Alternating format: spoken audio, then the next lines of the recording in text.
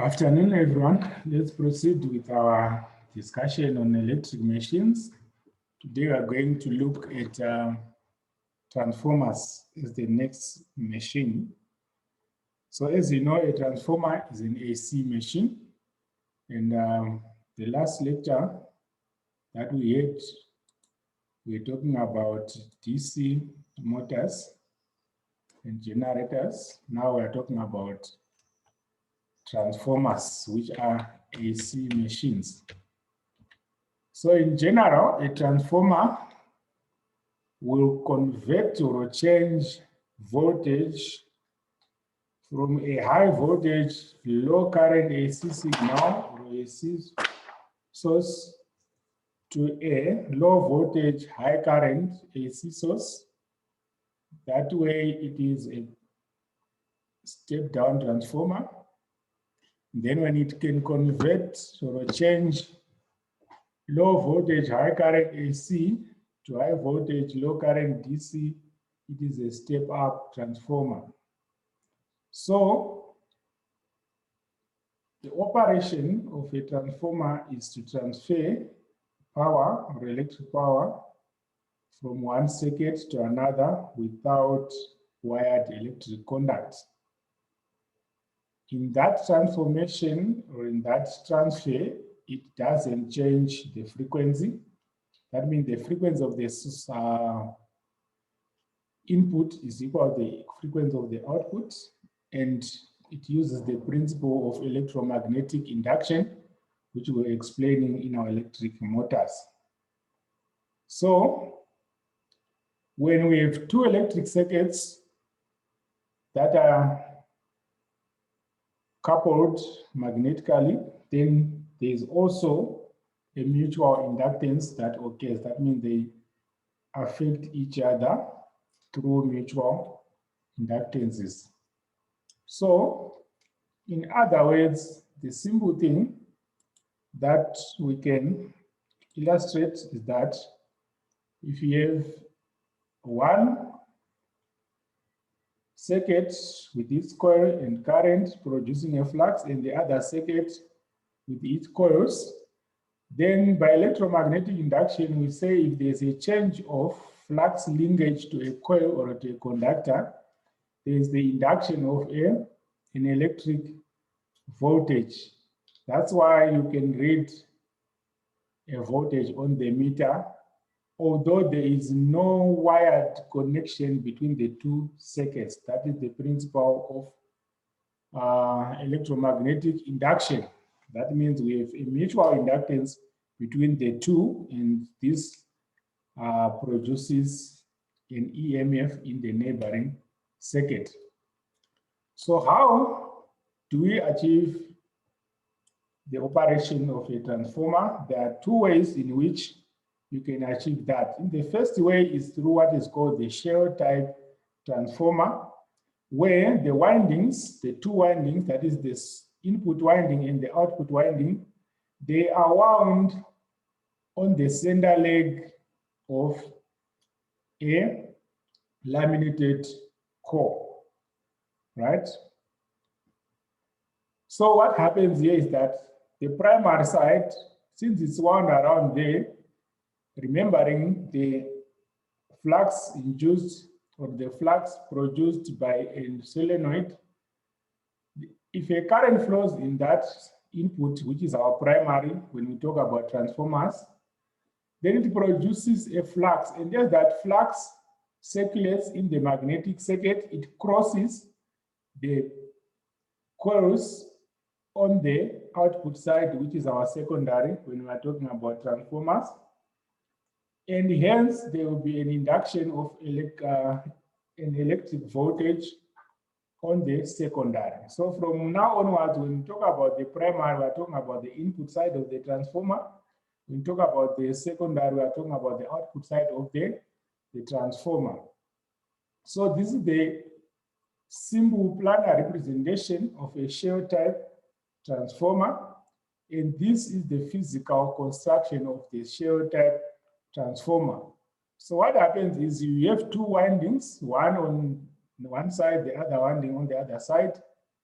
Then they will be sharing the flux through the core. And hence, these two arrangements are identical, this being the planar representation of the circuit. Then the second type is called the core type. In the core type, we use a circular or rectangular core, and they are wound on different sides of the core, but still they use the same principle that when you push a current through the input, the primary side, then it produces a flux that starts to circulate in the magnetic circuit. And that flux, as it cuts the secondary coil, it induces a voltage.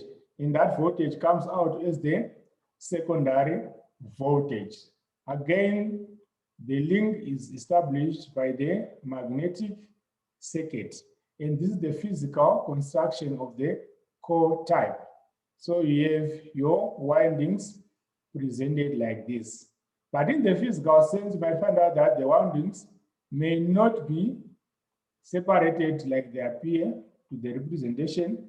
You can see that on the construction, they can be on the same leg with the low voltage winding inside and the high voltage winding outside. But the overall effect remains the same. Then, if you take a sectional view of the transformers, if it is a step-down transformer, you have your high voltage side there, then the low voltage side inside. So you see that the low voltage winding is wound first, then the high voltage is wound next. But at the same time, they will be sharing the same core so that the flux produced will induce a voltage in the secondary. Then in the core type, it's almost the same thing, but they are wound on different sides. But on the different sides that we have, you still find out that both windings are also represented with the high voltage on the outside and the low voltage winding on the inside of the winding. And then the construction, those are the drawings that will represent the construction.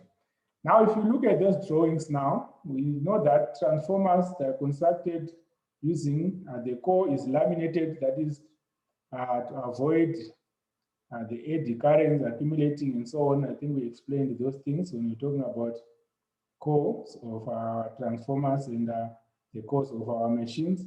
So in like manner, you'll find out that your construction is like this. On one side, there's an E-shaped lamination. On the other side, there is A, and some are C-shaped and the like. And then those are laminated. When we talk about lamination, we are saying we are using thin sheets instead of a solid core in order to reduce losses. We are using a thin sheet instead of a core, so that will reduce losses. So those are detailed drawings of the construction of our transformers and their laminations. So that is the physical winding of our transformers. We find out that these windings can be split into two, right? And the high voltage winding might lie between the two low voltage windings. And this produces a sandwich coil, right? This also tries to limit or control leakages. But like I said, all these arrangements can be realized depending on the size and the use of the transformer under consideration.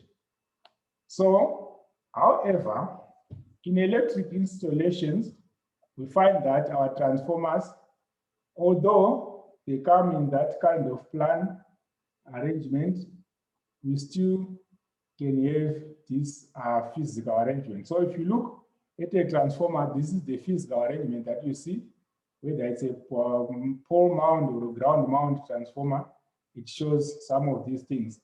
So if you were to cut your transformer, you could see the windings on on one side and the core on the other side. What we have here will be a reservoir for oil, for those oil-cooled transformers. Then we have brushes which are used to connect to the different windings.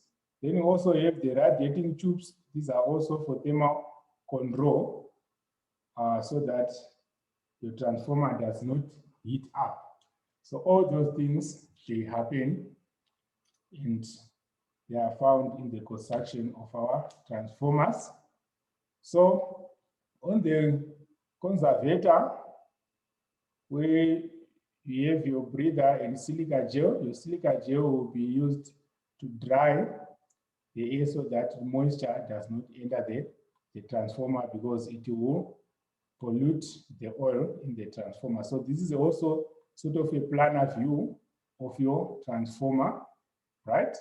But the major details are found if you check the previous diagram that we used.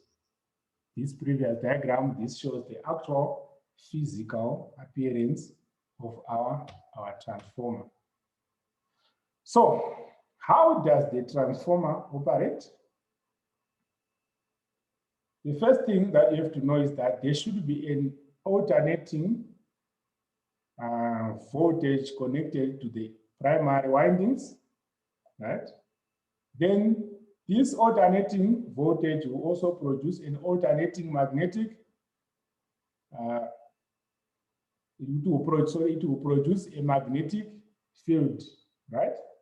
Then the magnetic field that is produced will circulate its flux around the core, and then through electromagnetic induction, there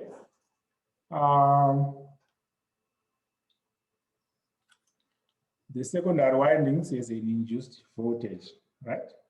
So the magnetic field will be oscillating as the current changes direction. Remember, the direction of flux is dependent on the direction of current in the circuit.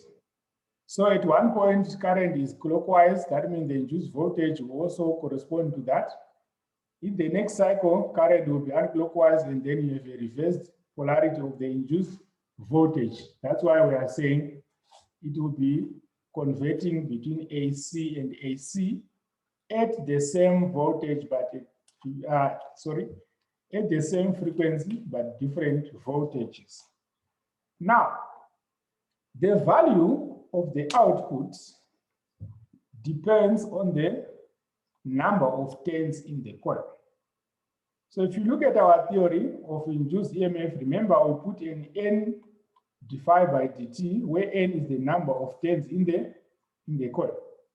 So in like manner, it means although we have a flux that is oscillating and we have a changing magnetic field, the component divided by dt is the same. So N, which is the number of turns, will determine the value of the voltage produced, right? So V1 and V2 are related by the number of coils.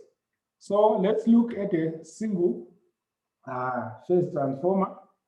So in an ideal single phase transformer, the flux produced by the primary is confined within the core.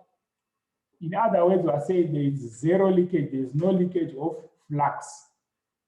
And the windings have zero resistance. Although we know that there is some resistance, we are saying we can neglect the resistance of the windings. And the core has infinity permeability. In other words, we are saying the core does not have any reluctance.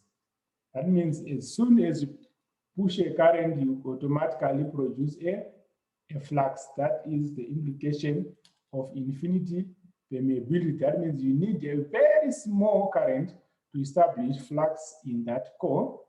Then the magnetic core has no hysteresis or eddy current losses. Those are properties of an ideal transformer. And you remember that when we talk about ideal, we are saying it is that which behaves in a perfect way under perfect conditions. behaves in a perfect way under perfect conditions. That's ideal transformer. So in other words, in that case, we are saying, since it's an inductive circuit, the current will lag the voltage by 90 degrees, right? And the current will be in phase with the flux. And then our voltage, the source voltage, will be leading the current like that. And then the output voltage, we are saying it will be out of phase by 180 degrees.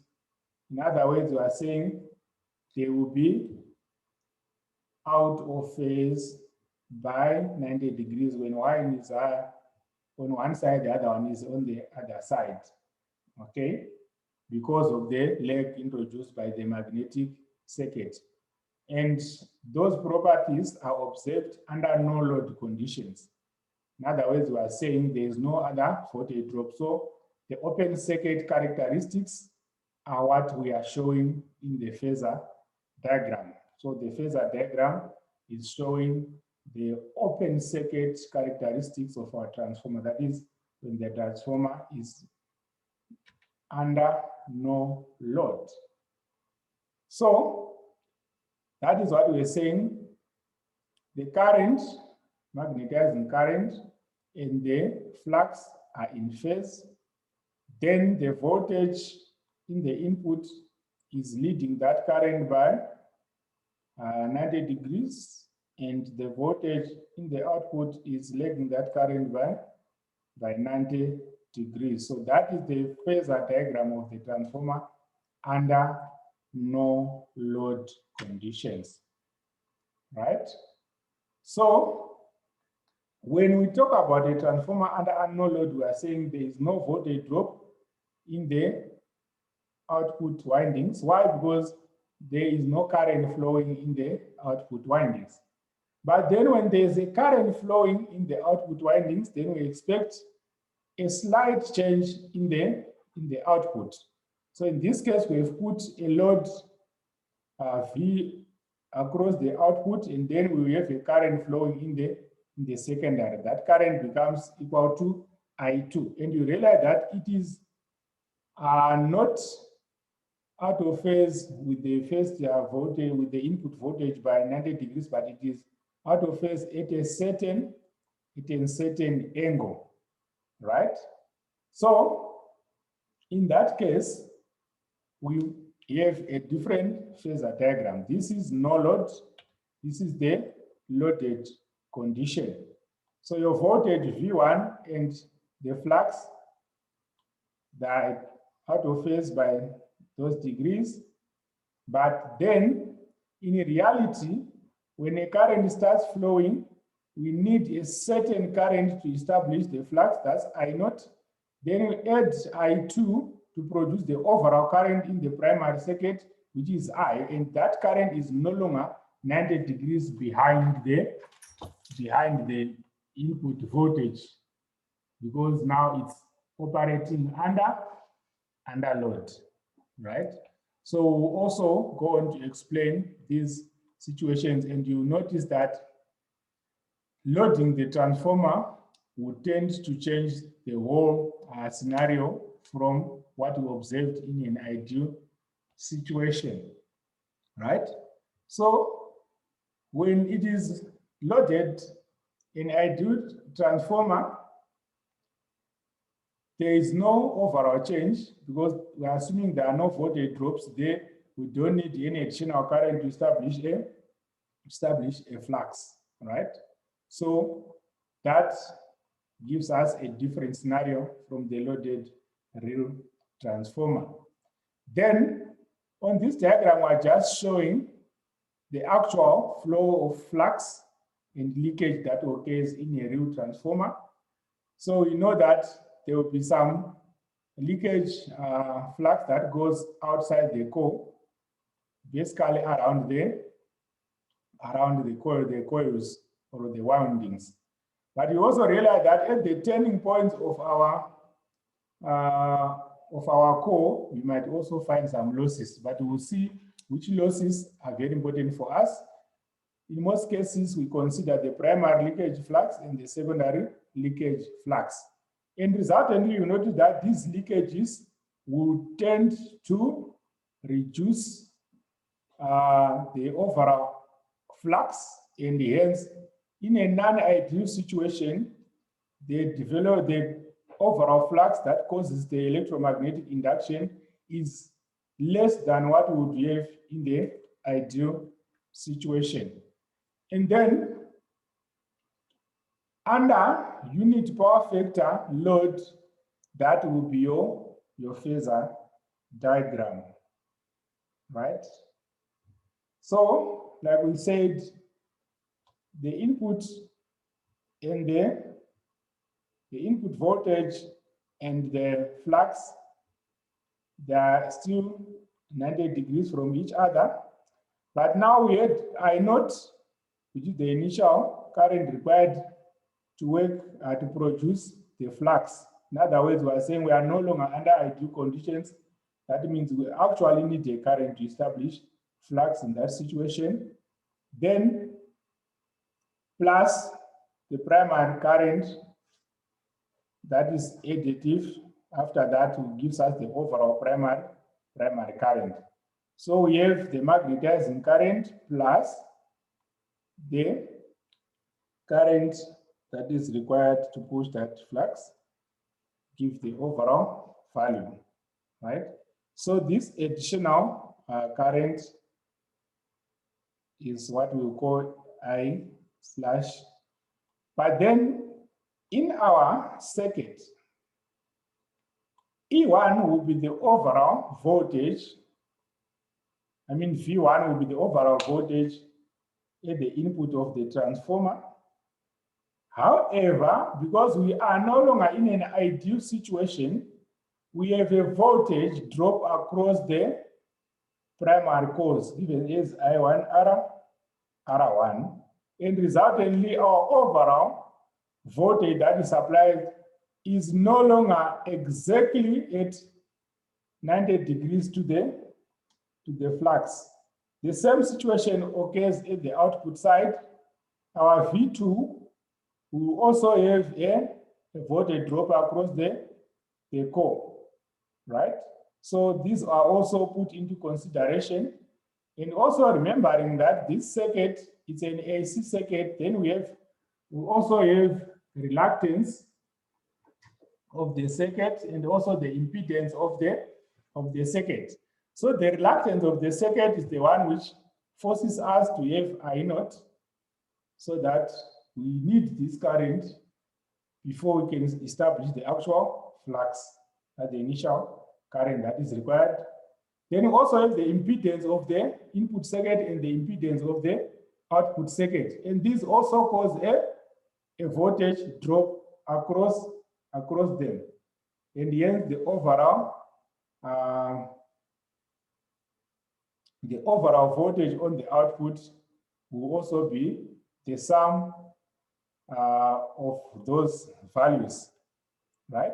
So we read that E2 now, which is the overall voltage at the secondary side, is actually the V2 bar, which is the terminal voltage, and the voltage drop that occurs across the impedances, right?